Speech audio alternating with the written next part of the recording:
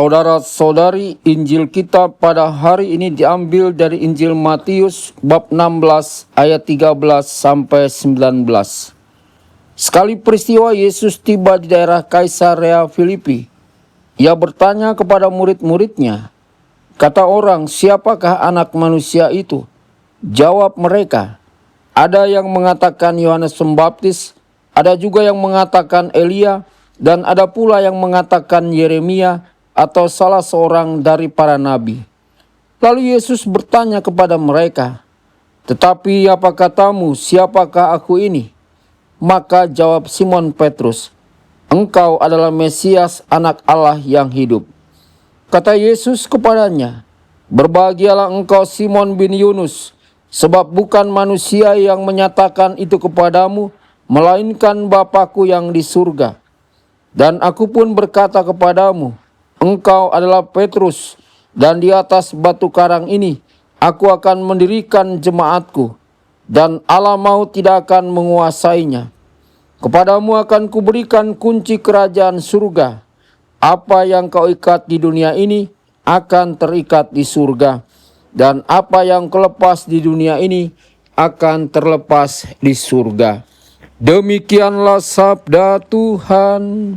Terpujilah Kristus.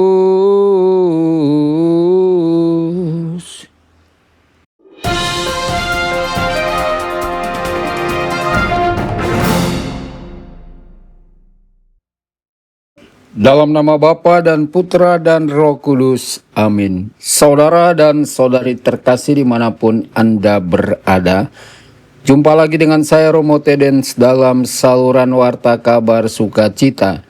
Semoga Anda semua dimanapun berada senantiasa dalam keadaan sehat dan bahagia. Saudara-saudari, dalam Injil hari ini, Yesus mengajukan sebuah pertanyaan yang sangat pribadi kepada para muridnya. Menurut kamu, siapakah aku ini?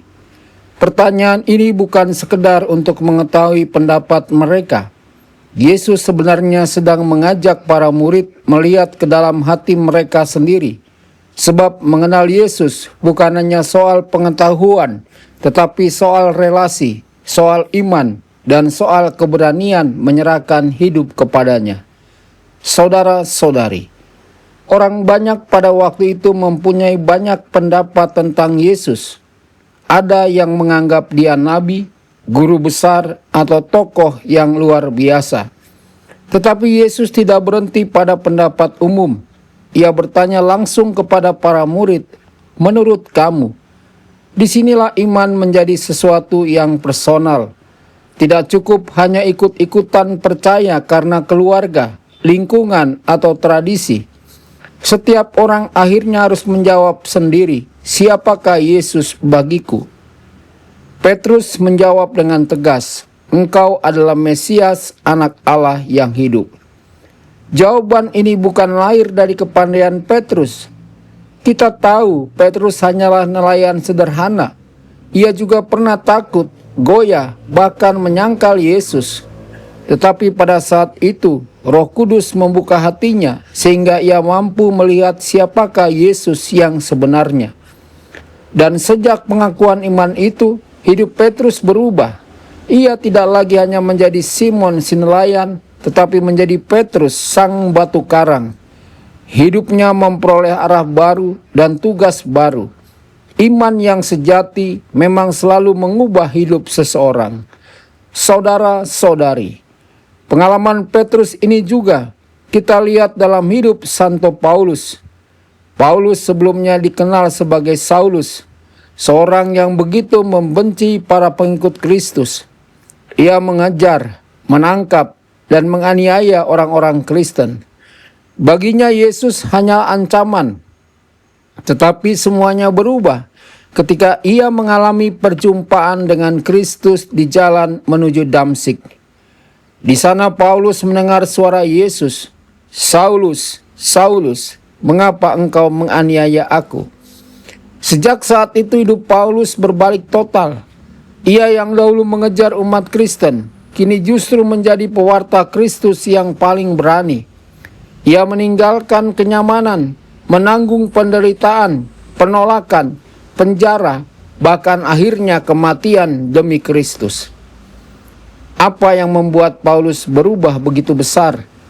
Karena ia tidak hanya mendengar tentang Yesus, tetapi sungguh mengenal dan mengalami Yesus. Baginya Kristus bukan teori, melainkan pusat hidupnya. Karena itu Paulus bisa berkata, "Hidupku bukan lagi aku sendiri, melainkan Kristus yang hidup di dalam aku." Saudara-saudari terkasih, kadang-kadang kita juga seperti orang banyak. Kita mengenal Yesus hanya sebatas pengetahuan.